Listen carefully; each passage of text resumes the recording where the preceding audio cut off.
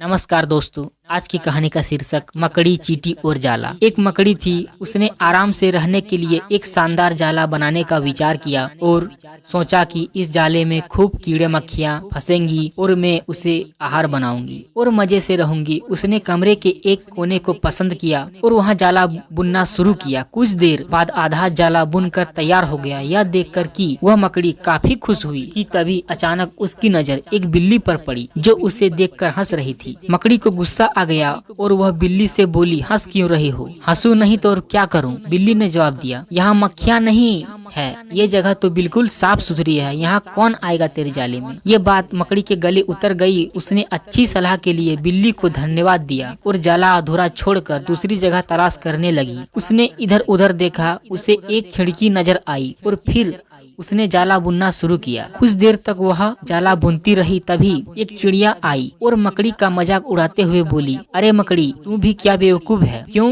मकड़ी ने पूछा। चिड़िया उसे समझाने लगी, अरे यहाँ तो खिड़की से तेज हवा आती है, यहाँ तो तू अपने जाले के साथ ही उड़ जाएगी। मकड़ी को चिड़िया की बात ठीक लगी और वह वहाँ भी जाला अधूरा बना छोड़कर सोचने लगी, अब कहाँ जाला बनाया जाए। काफी समय बीत चुका था और अब उसे भूख भी लगने लगी थी। अब उसे एक अलमारी का खुला दरवाजा दिखा और उसने उसी अलमारी में अपना जाला बुनना शुरू किया। कुछ जाला बुना ही था, तभी उसे एक कॉकरोच नजर आया जो जाले को अचरज भरे नजरों से देख रहा था। मकड़ी ने पूछा, इस तरह क्यों देख रहे हो? कॉकरोच बोला, अरे यहाँ कहाँ जाला बुनने चली आई, ये तो बेकार की अलमारी है, अभी ये यहाँ पड़ी है, कुछ दिनों बाद इसे बेच दिया जाएगा और तुम्हारी सारी मेहनत बेकार चली जाएगी। यह सुनकर मकड़ी ने वहाँ से हट जाना ही बेहतर समझा। बार बार प्रयास करने से वह काफी थक चुकी थी और उसके अंदर जाला बुनने की ताकत ही नहीं बची। भूख की वजह से वह परेशान थी। उसे पछतावा हो रहा था कि अगर पहले ही जाला बुन लेती तो अच्छा रहता, पर अब वह कुछ नहीं कर सकती थी। उसी हालात में पड़ी रही। जब मकड़ी को लगा कि अब कुछ नहीं हो सकता है तो उसने पास